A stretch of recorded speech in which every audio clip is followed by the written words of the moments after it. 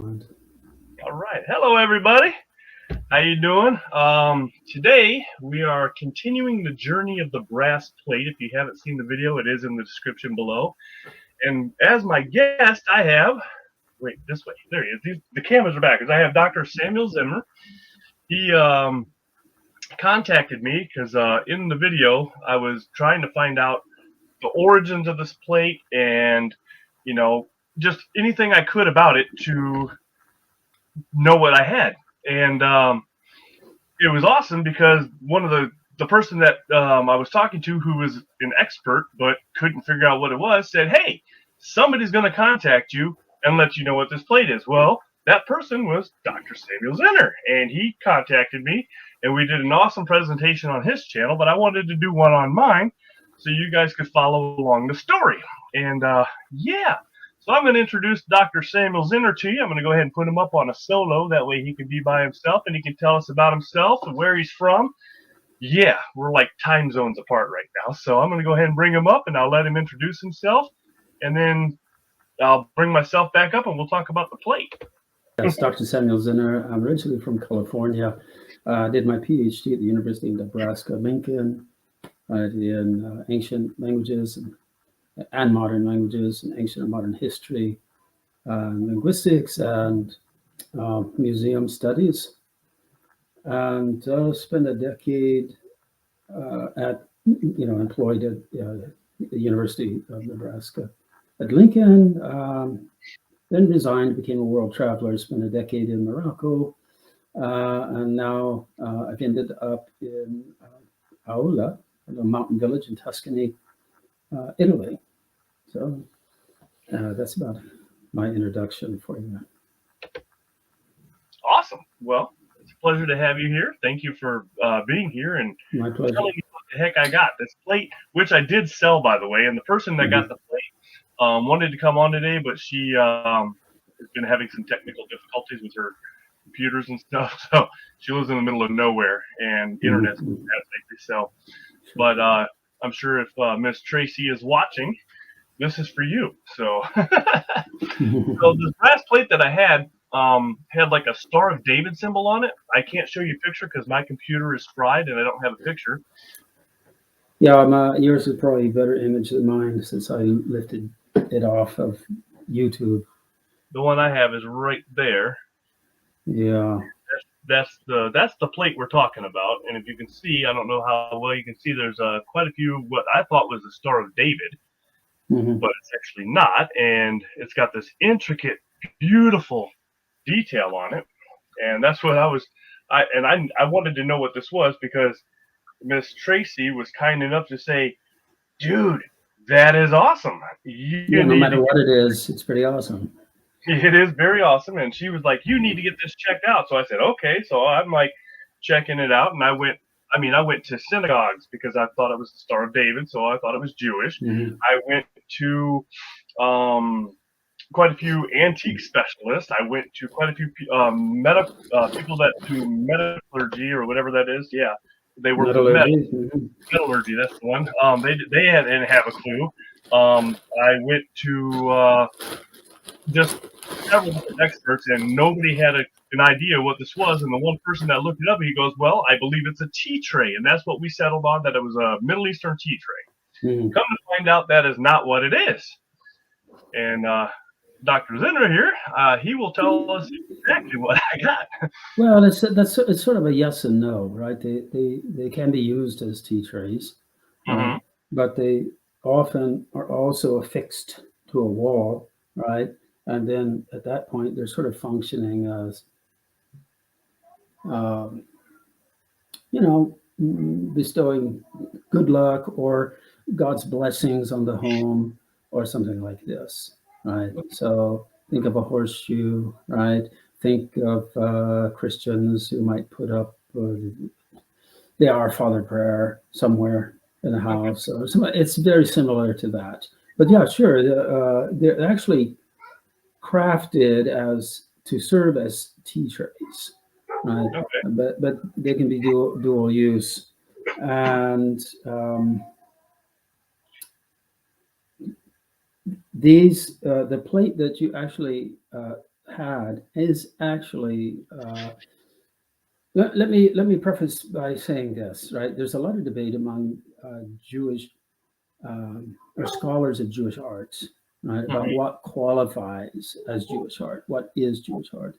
All right, Hmm. so now if we go to Morocco, right, these definitional issues, right, are much more complicated, right, because there was so much sharing, right, between the Muslims and the Jews, right, Hmm. about 250,000 to 350,000 Jews in Morocco until about 1960s or so. Okay. Most of them, right, immigrated to Israel in the decades right after the creation of the modern state of Israel. And so the Jews of Morocco spoke Arabic like everyone else, right? They weren't going around speaking Hebrew. And most of them, even in their own homes, they didn't speak Hebrew. Most of them wouldn't know how to. Of course, Okay. the rabbis and figures like this, of course, could, but the average person just spoke their own dialect, right, of Moroccan Arabic. Right? Okay. It's a very Berber-based grammatical system. Um, but anyway, so there are some scholars of Jewish art who would say, well, so, an artifact doesn't qualify as a piece of Jewish art unless there's like a menorah on it, or there's Hebrew writing, Hebrew letters, right? Okay. I disagree with that really strongly. Another scholar who disagrees with that too is his name is Noam Sienna. You can find a really interesting article written by him for free online on his academia.edu page. Right, and Okay. he's written about a hamsa, and that's right the hand, Yeah. usually with an eye right here, Yeah. right? And it's like to be effective against the evil eye. But right, the meaning of these symbols is going to vary upon the person. Some people are going to see it as, oh yeah, that's protection against the evil eye. Other people are going to see it as, no, well, that's like a metaphor for God sees everything, and or so you better watch out how you're acting, or God sees everything, so He protects you, right? So each person is going to have their own understanding of different symbols. Okay. I But actually have the right back here with the evil eye, or what they call the evil eye on yeah, so like Noam Sienna points out this one. He illustrates a case in this like this from Morocco. There's a Jewish piece. Um, Everyone agrees it's a Jewish artifact, but it has the Arabic, what's called the basmala, right? it. Which Okay. in English, right, is in the name of God, the Yep. merciful, the compassionate, right? This opens almost every chapter of the Quran. So Yep. it's the quintessential Islamic statement, about God. And one Jewish scholar said, well, the Jewish scholar of Jewish art said, well, the Jewish artisan put that on the plate sort of accidentally. It's really ludicrous, right? Because it's in metal, I believe it was. But in any case, a much more cogent and common sense explanation of it is it's a fact. It's well known. In societies like Morocco, uh, many Muslims will consider Jews to be more powerful healers Really than Muslim saints, and vice interesting. versa, right? So some Jews will seek out, Sufis, right, Okay. for an amulet or for some prayer because there's something exotic about the other, right, that causes this belief that they have a greater access to mysteries and that they can get the job done, right, on a spiritual level. So it makes most sense that if you see a Jewish artifact from Morocco, for instance, and it has Arabic on it, or even a verse from the Quran or something like this, that this is just a sign of a shared culture, right? And the majority Yep. of the country are Muslim, right? And so, and what's the harm in it after all? I mean, that for a Jew to say that God is merciful and compassionate. After all, it's like an echo of the Torah, actually, right? Yeah. You know, so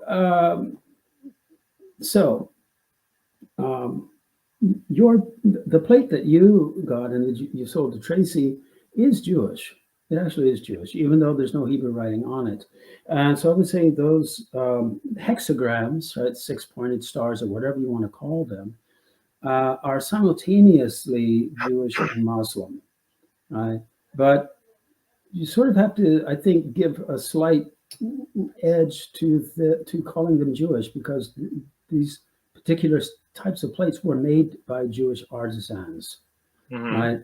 But for them, they would see the hexagram simultaneously as like the seal of Solomon, Yes. and the shield of David, the Magen David, right? Or sometimes called the Star of David. However, each person is going to think of it differently. Some people will see a star, some people will see a shield or whatever. But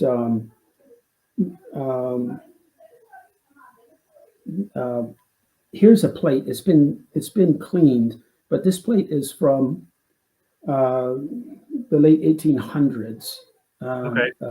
From Morocco. Let me see. Wow. Yeah. Now this has many of the similar features that the plate you had has. Yep. Turn yours a little bit. There you go. Yeah. All right. So you'll see here on the edges a ring on the outside of it. Let me put my hand up here. Let me find it. Right. And so what I would call that ornamentation, those are lunate, like the moon, right? And they repeat, right? So, sure, typical classical Muslim iconography, sort of a lunate. But hey, the moon is also important in Judaism, because Judaism also has a lunar-based calendar. Yes. And also, the moon is a symbol of Shekinah, the feminine presence of God, right? In Kabbalah. And the Jews in Morocco were steeped in Kabbalah, right? Steeped in it, right? So artisans who were making these, right, would have had different levels, different degrees of knowledge of Jewish mysticism, and they would no doubt be thinking of some of those ideas, right, when they were spending hours and hours and hours creating these plates. Yeah, because that's just not you're done. That takes hours of work. And so when you work your way inward, and the same is the case on the plate that you had, the next ring that you see there, sort of like in a circle going all around it, looks like a series of X's with a little dot right, in between where they're joined, so it sort of forms like a rhombus or a diamond shape, sort of, right? Those, it's beautiful. There you go. There, I would say it's possible that those are what we call stylized or conventionalized representations of the eye. Again, it's probably the protection against the evil eye, right? But those two border images, right, in circular formation, right, of the lunate and the repeating X. Those are classical signs. When you see that, you can know that this is, when they're from Morocco, you can know that this is a Jewish plate. It's created by a Jewish artisan anywhere from the late 1800s to early 1900s. Okay. You'll see repeatedly, this is a very, very standard way of creating these boundaries, right, before you work your way in. Now, your plate in the middle, if you look at it close enough, you can see four images, four motifs. Yeah. And if you notice, if you slightly joined them a little closer together, you would get four hearts. Okay. Look like heart shape. Okay. Now the associate, and here they've actually been joined on this particular plate, right? Those Okay. those heart shaped Yeah, right there. So, motifs. Yeah, okay. which I really love. This one, has four in each grouping, right? In two are vertical, two are flanking them horizontally. And but the association, right, with that image was not, the human heart. It didn't mean love. This is, as you can tell on yours and also on this, it's these are leafy or like plant or like floral motifs, Okay. right? And so what they actually represent, right? First of all, the literal shape is, like a leaf almost. But Okay. but in Moroccan Judaism, what those actually represent is the tree of life, right? Hmm. But as a symbol of the Torah, Really? right? For the book of Proverbs, right, in the Hebrew Bible, chapter 3, verse 19, I think it is, right? So with this personified wisdom speaks. She says, I am the tree of life. And anyway, so that's the source of life, but this wisdom is considered to be the Torah. So it's a personified feminine character in the Hebrew Bible, right? And so it's very peculiar to a lot of people to think that in Judaism, in ancient times, there was this idea of the Torah being this personified entity, which was feminine. And but anyway, when you go into a synagogue, right, the center of the front of the synagogue, right, where the Torah scrolls are Hmm. stored, right, Yep. those will be covered with this big curtain, Yes. right, and you'll see usually representations of a tree or some stylized imagery representing a tree or some kind of form of life, right? And that's the tree of life, who Okay. is wisdom, who is the Torah, right? And it's usually flanked by animals, could be lions, could be deer. It depends. And sometimes they're like lemons or other Jewish symbols that flank it, right? Hmm. Surrounded on each side. A very easy and neat art technique, right? Used in all Yeah. cultures throughout all ages. And then at the top, you're going to see usually you'll see a crown, right? Yes. And so that's called the Keter Torah, the crown of the Torah. Okay.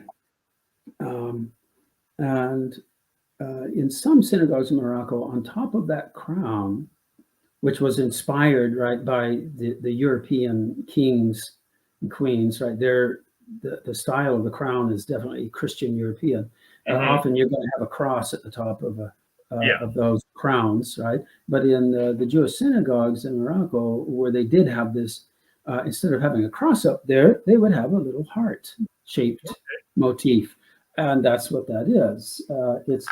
Again, the tree of life. It's just a symbol of the royalty of Lady Torah, right? Of who's personified, right? And then who on the earth exists in the form of the Torah scroll, right? Animal skin with ink on it, right?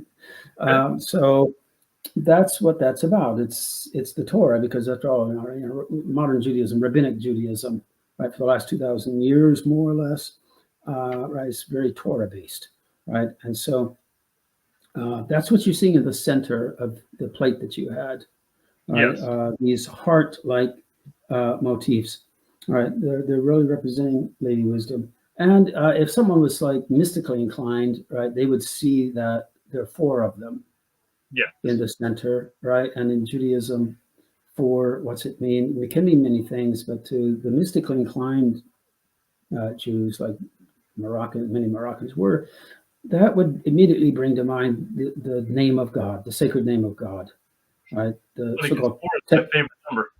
tetragrammaton, the so-called tetragrammaton, right? Four-letter name of God, Yod He Vav He, in English, YHWH. That's how you represent it. Oh, okay.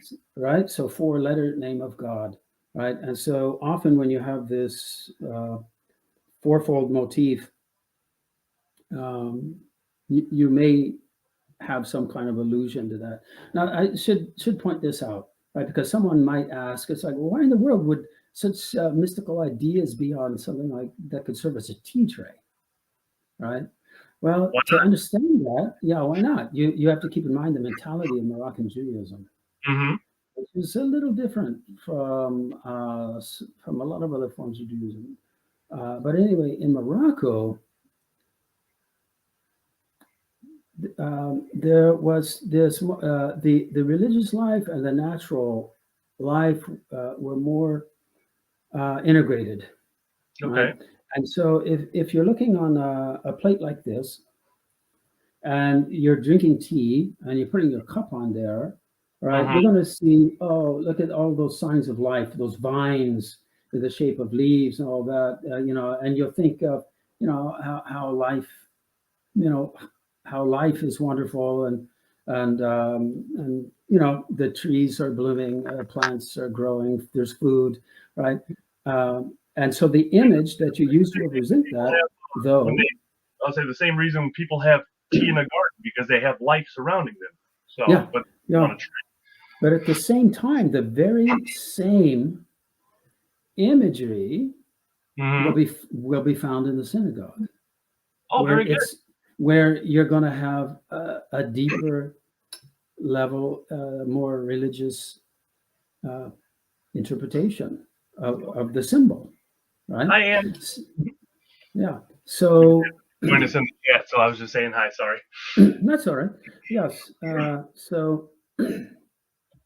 So that explains it. So it's not necessarily that when they were drinking tea that they were thinking of these symbols on the plate in a mystical way. It's a very Okay. natural way. But, when they did shift to thinking about God or religion, they would use the very same symbols, right? And, as I say, being an artist myself, I think that when you create something like this, Mm-hmm. which takes days actually, Yeah, I'm sure. you're just not mindless when you're using your tools creating these images, and your mind may go through a whole set of different interpretations of these symbols. You may ponder them as as being like the plants outside, the Torah, even more mystical understandings, right? um, Another thing I should point out is, first of all, that on this plate at least, right, as on yours, these hearts are gathered together in groupings of four, Mm-hmm. right? And there you go, that symbolism of four again showing up, right?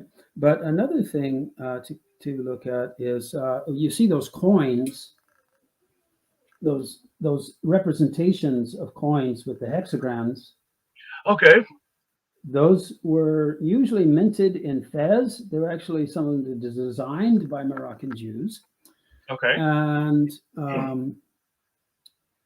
they have, what some in Morocco did think of as the Magen David, as the Shield of David or Star of David on it. Okay. But Now, you notice oh, on most of these plates, not all, but on many, many, many of these plates, you'll notice attached to the top of each of those representations of coins, you'll mm-hmm. see what a triadic motif that sort of looks like a fleur de lis, right? Okay.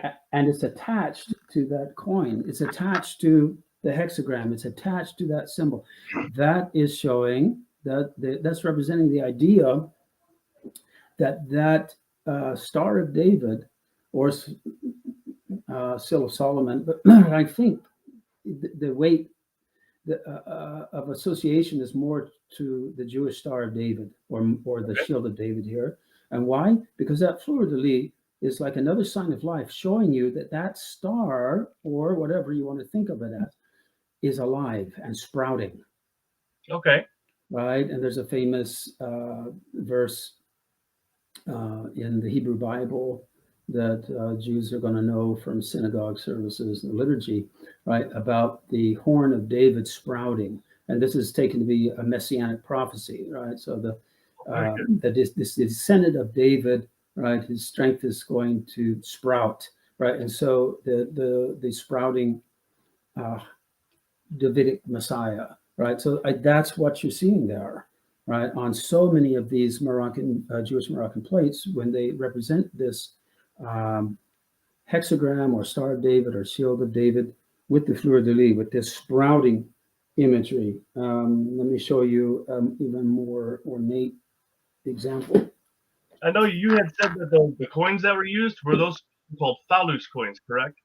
The different ways to pronounce it because of the different Arabic dialects. Fils is one way. Fils, fals, yeah, Phyllis. Right. So it depends on where you're at. Okay. Yeah. And but anyway, so here's a plate Oh, from wow. from Fez, trifoliate. In other words, three portions to it here. That This is again amazing. is this again has been cleaned. This word all around it is just this Fez, stating the city of Fez. Oh, very good. But if you look at the big stars of David, you see Hmm. all of these sprouting images, Yes. right? Signs of life everywhere, signs of sprouting. So this is very, again, it's typical, right, for these plates. This one, by the way, too, is pretty old, so it's been cleaned, right? So it looks nice and shiny. But Gorgeous plate. yeah, so that's what's going on with all these like fleur de lis and vine looking motifs, like mostly in the center of your plate. Let me look at my JPEG of it again. Yeah, on your plate, you'll see that in the middle, right, are these motifs that there are two of them. If you joined them together, you would get two hearts. Hmm. But in all the little corners and tips of them, and at the end of all the coins, you see that little, fleur de lis type of construct or Okay. motif. Yeah. So I'm looking. Uh, and you have 8 coins on the plate that you had. Hmm. Four of the smaller coins with no text, and 4 of the larger coins with Arabic on them, and those are also coins, right, that were minted representing coins represented in Morocco from Okay. from 1882 to sometime I forget in the 1920s. So this plate, I think, I'm pretty confident that the plate you had, right, is 1880s, 1890s. Okay. It's on the older side. Yeah. Um, Yeah. yeah, and another common design that was done that you find on your plate is after you see that band of lunate Hmm. images, right? Then you see, um, well, actually, on your plate, then you also have a whole band of those like fleur de lis, right, motifs, and Okay. then that's bordering, the band of sort of like the X's with the dots in the middle, and Trying to so get a good picture of it. yeah, and but if you look at the lunate band, bordering it is this what looks like, really smudgy, leveled out band of X's. And Yes. in some portions, it's preserved better than in other portions. But that band of X's leveled out that looks smudgy was done purposely just for some kind of visual effect. Okay. Right? And that is very, very typical of the late 1800s, right? Late 1800 plates. Not so much into the teens, 1920s and beyond. So that's Okay. a really strong indicator for like 1880s, 1890s. Oh, very Uh, good. yeah, and but you notice again, um, there are 4 smaller coins and 4 larger coins. So you Hmm. have this idea of fourness, right, going on in the center of your plate, right, and the 2 hearts are sort of separated from each other in order to create this visual effect of 4 motifs, which are each one being like a half of a heart shape, Okay. right? And so that's why they're sort of like, not actually joining together as a heart motif, right? They're sort of spread apart in order to create the suggestion of fourness, right? Okay. And so that's carried on in having four each of these uh, representations of coins, right? Okay. And then these are usually pretty exact. So if you look at the fleur de lis that are placed in between each of those coins, then there would Hmm. be 1, 2, 3, 4, 5, 6, 7, 8 of them, right? Yep. So, it's all done very carefully. Most of these plates were done with a very, very well thought out numerical scheme, right? Okay. Which is one reason I think that there was an intentional symbolism going on. They in this, when you see these numbers being emphasized, they had some kind of symbolic association with those numbers, right? Okay. And so, you know, so the four, yeah, there are four seasons. Four can mean so many things in Judaism, but like I said, above all, it's like, it's the name of God, right? Which is the center of Judaism, really. The secret name that you don't pronounce, and you just say the letters, or you you substitute it with Adonai or something Very like that, right? So anyway, let's see if I've missed anything. I'm looking at the JPEG. Oh yeah, on the very outer edge, you have another motif, which is okay. sort of heart-like, and Yes. that again, right, is sort of connecting the outer band, right, with the inner, with the center of the plate, with those heart-like constructs that are slightly separated. And so you see a slight sort of, I guess you could call it a separation. It's not really a separation, but those heart-like motifs on the very outer edge border Okay. of your plate, right? They're sort of more rounded at the bottom, right? Than you would expect. The leaf or the heart usually, has the point right at the bottom, and Yeah. this is more rounded. So, but Okay. it's just what we call a stylized or conventionalized heart, right? Okay. That's what that is out there. So again, right, that's representing the Torah, right, in a Jewish context. Very good. Yeah. That's Anyway, it's just yeah, just just the amazing details that you're describing, and the symbolism is just mind blowing. That somebody thought this out and sat there with a little hammer and a little tick, tick, tick. It's wow. yeah. Like I I, say, I would imagine, right? There's so much time was put into it that, as I say, in the course of creating one of these over some days, the artisan was going to be thinking on every level. Yeah, yeah. these are the vines that I'm seeing outside.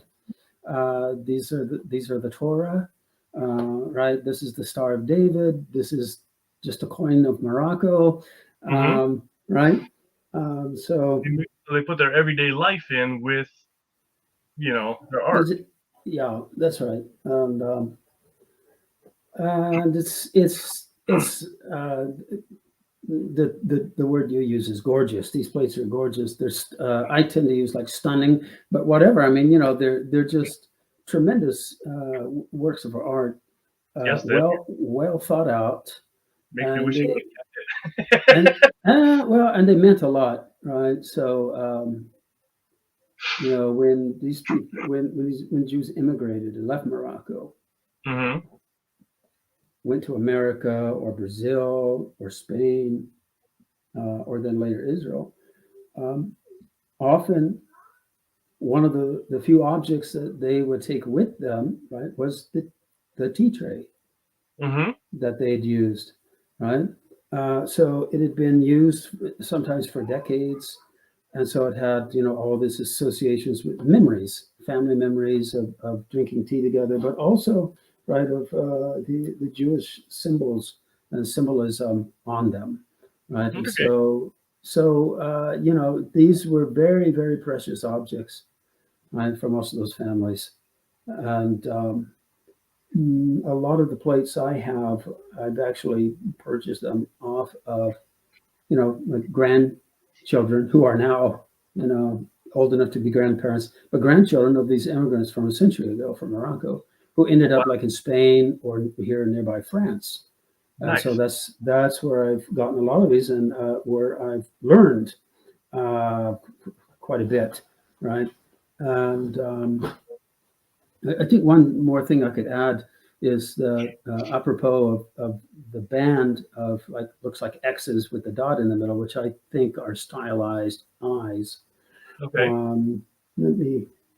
I think yeah, I did send you a PDF, but I'll show you the plate to illustrate this. One of the common motifs on these Jewish Moroccan plates is the idea of an eye, and the pupil of the eye being that hexagram or the shield or star of David, Okay. which is interesting, right? Because when you look at the Hamza, or that hand that's Mm-hmm. ubiquitous, right, in Muslim cultures, but also the Jews adopted, right?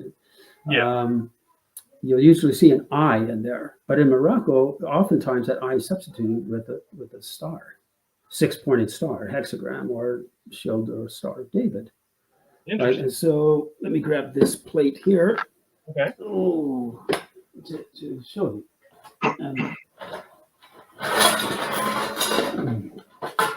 And excuse me, That's this how took me a while before I noticed what was actually going on in this plate. And this again is from the 1800s, late 1800s.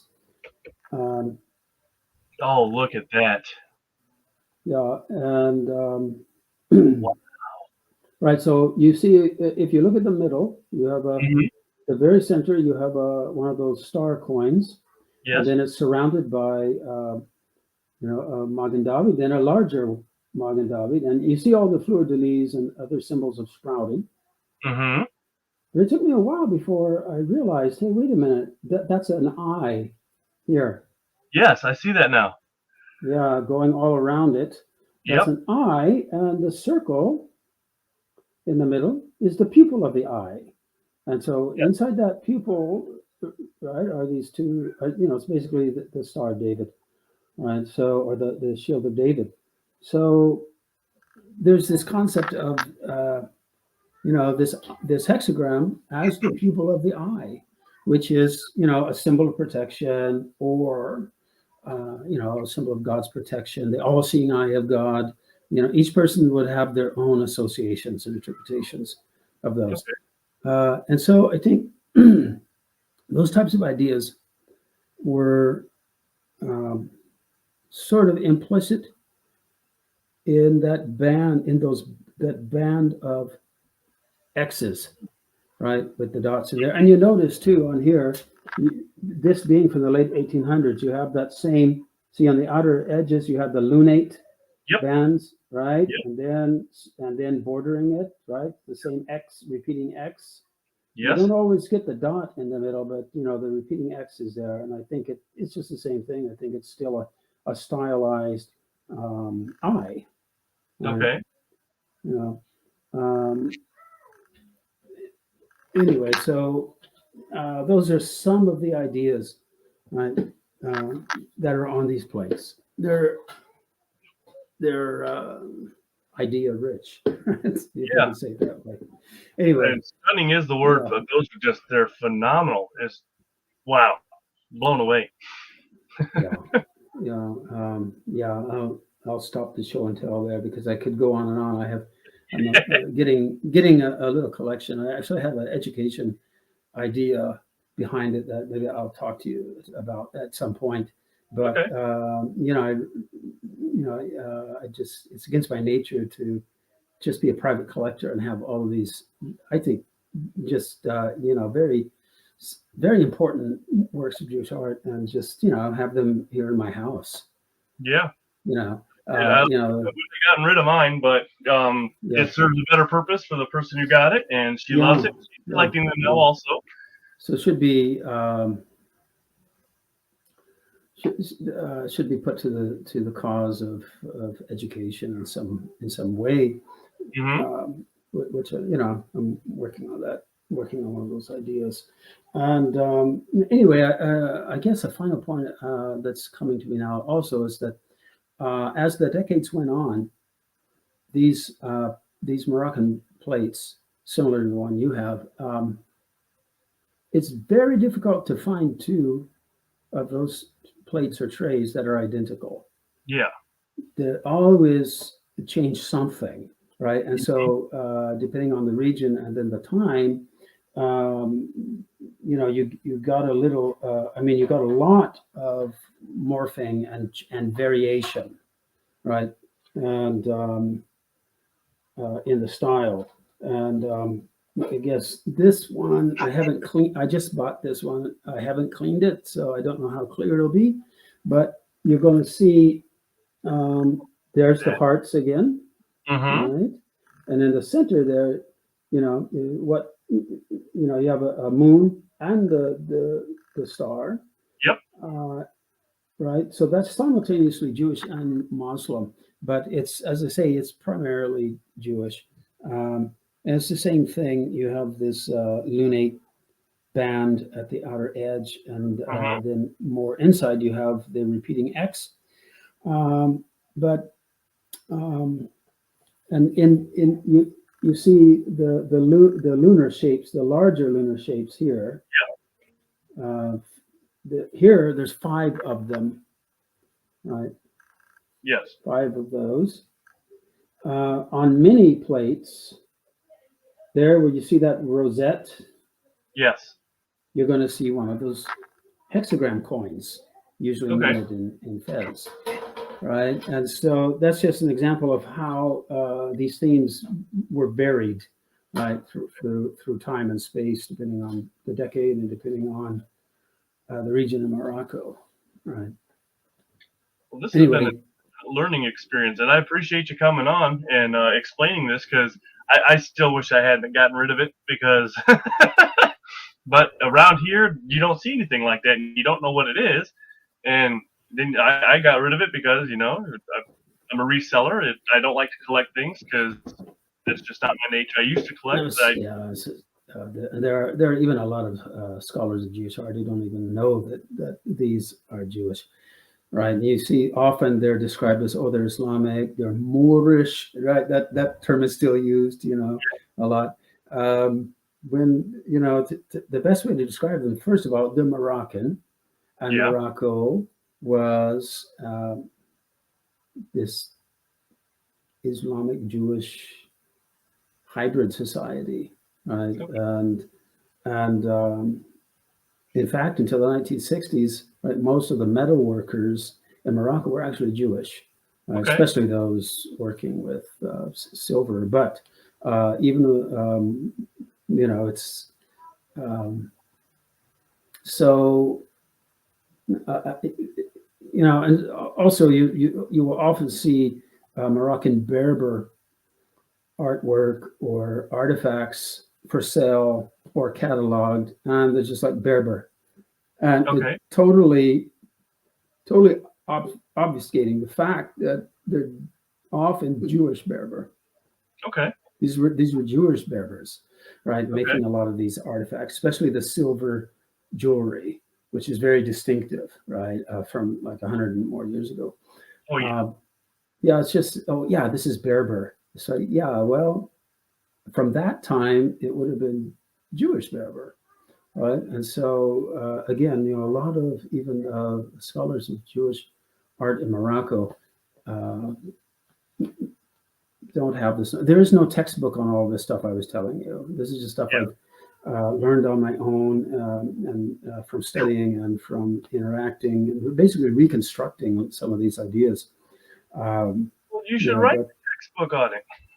yeah, well, yeah. Eventually, I'll write some kind of essay at least. But there's a bigger idea, a bigger way Gotcha. of spreading knowledge about these that I have in mind. But anyway, yeah. So anyway, yeah. If you have any questions, let me know. Well, I Um, appreciate it. You filled in everything beyond what I ever expected. I mean, that was it. Just the explanation and the definitions you got into. and showing the symbolism, it was just mind blowing, and I'm boggled just by the how awesome it was that you got into the detail and that people were, they're just sitting there with a little in doing this. Yeah, that's my pleasure. And there are so many diverse types of these Jewish plates, right? So it's impossible to go into all the symbolism, but that's why it takes a big project. Some of the plates have the hands on them, the Hamza images I told you about with the stars, where you would usually have an eye, and some of the Jewish plates will have more of the traditional, like synagogue, the curtain covering the place where the ark or the Torah is stored. Like the symbol flanked with animals, a lot of times birds. Right, so some of them will have that, and some of the ceramic plates that you can find in Morocco still use some of those images from more than 100 years ago, and even a lot of scholars don't even realize, hey, that was originally a Jewish design that's just been carried on by the local Muslim artists, like this one from Fez, just as an example. Oh. Right. This is a typical Torah shrine imagery. You have an amphora or a vase in the middle, flanked by these two birds. Oh, that is yeah, and so you see the yellow borders here, which is sort of star-like, know. And some of the floral designs, actually, I have a little theory that some of these motifs are actually stylized Hebrew letters, hidden Hebrew letters. Oh, really? Right? Letters of the name of God, the Tetragrammaton, right? And you'll find a lot of that in Fez. Here's a ceramic Hamza, right, cool. from Fez. But those are floral motifs. But I believe actually they originated as floral motifs, but then actually serve as stylized Hebrew letters of the name of God. But that's for a different session. Yeah. But even if you're not an expert, when you look at something like this, they sort of look like letters, don't they? Yeah, they do. Yeah, and so anyway, even on the Muslim art, this is a little vase from Safi, Morocco. Oh, that's pretty cool. Yeah, it's hard for me to. Oh, there, I should look at my camera. That's how I do it. Even though this is Islamic, you'll notice here where I got my finger. That's a menorah. It looks like a menorah. Now you would say, well, yeah, but it's not, because it only has two branches, right? Two solid branches. But the third branch is there in all those dots. And how many dots are there? There's 7, 3 on each side and 1 at the bottom center, right? Which gives you, 7 sides. Yep. So, so that's just an example of how difficult it is dealing with labels. What's Jewish, what's Islamic? They sort of like bleed through to each other in Morocco, right? So it's not always easy to know. But anyway, there you go. I'll sort of stop there. And it's just educating, and I love to be educated. And we'll have to talk when we get done. But I want to thank Dr. Zinner for coming on and explaining the brass plate, or the journey of the brass plate, so everybody knows where it went, how it happened, and what it was. And it was very educational, and I appreciate you coming on. Tamara, right at the end, but that's okay. I want to thank you guys for being here, and I want to thank Dr. Zinner again. And if you guys are watching this later and you want any information, you can always email me, and I can get a hold of Dr. Zinner for you, and you said you do have a contact on how to get some more of these, correct? Yeah.